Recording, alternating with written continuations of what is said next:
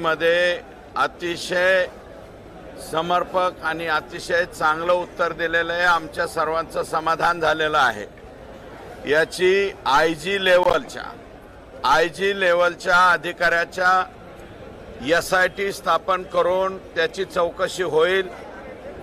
दुसरं, आयजीची चौकशी बरोबर न्यायालयीन चौकशी सुद्धा या प्रकरणाची करण्यात येईल आणि त्याचबरोबर इथले भूमाफिया, इथले खडी क्रेशर माफिया, इथले वाळू माफिया आणि हे धमक्या देणं, खंडणी वसूल करणारे, कंपन्यांना त्रास देणारे, या सगळ्या लोकांच्या वरती जे गुन्हे अजूनही अनभिज्ञ आहेत, या अशा अनभिज्ञ जे गुन्हे आहेत आणि जे करण्याच्या पाठीमागे ज्यांचा हात आहे, अशा सर्वांना एकत्रितरित्या करून त्यांच्यावरती मकोको म्हणजे मोका अंतर्गत कारवाई करण्यात येईल अशा प्रकारचं स्पष्ट त्या ठिकाणी निवेदन आणि ऑर्डर राज्याचे मुख्यमंत्री बोलले म्हणजे ती ऑर्डर होते, ती ऑर्डर या ठिकाणी झालेली आहे।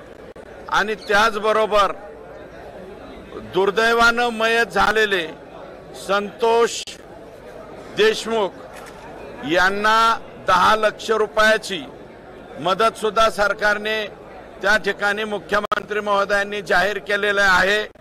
त्यामुळे आता राज्याच्या मुख्यमंत्र्यांनी या ठिकाणी जे सांगितलेलं आहे, माझी बीड जिल्ह्यातल्या जनतेला विनम्र विनंती आहे, जर का यातले हे जे आरोपी आहेत आणि यांचा जो आका आहे, त्या आकाने कुणाकुणाच्या जमिनी बळकावलेल्या आहेत, कुणाकुणाच्या वरती अन्याय केलेला आहे, त्या सगळ्यांनी गुन्हे दाखल करण्याला पुढे यावं आणि ज्या ज्या त्यांच्या जे शागिर्द आहेत, या शागिर्दांनी जे जे त्रास दिलेले आहेत ते सगळे त्रास या ठिकाणी आणले पाहिजेत आणि जिल्ह्याचे SP यांची तातडीने बदली त्या ठिकाणी केलेली आहे।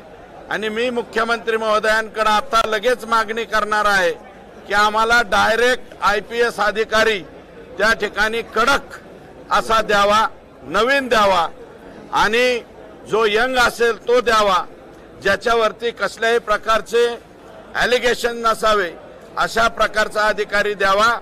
आणि हिम्मत तर एवढी बीड जिल्ह्यामध्ये वाढलेली आहे, वाळूचा ट्रक पकडला महसूलनी आणि पोलीस स्टेशनला लावला, तो पोलीस स्टेशनवरून तो पळून नेण्याची सुद्धा रात्रीच्याला इथपर्यंत हिमती गेलेले आहेत। ज्या तहसीलमधून अशी कारवाई झालेली, ज्या पोलीस स्टेशनमधून असे ट्रक्स, टिप्पर किंवा ते डंपर हे पळून नेलेले असतील, त्या सगळ्यांच्या वरती कारवाई या ठिकाणी करण्यात यावी।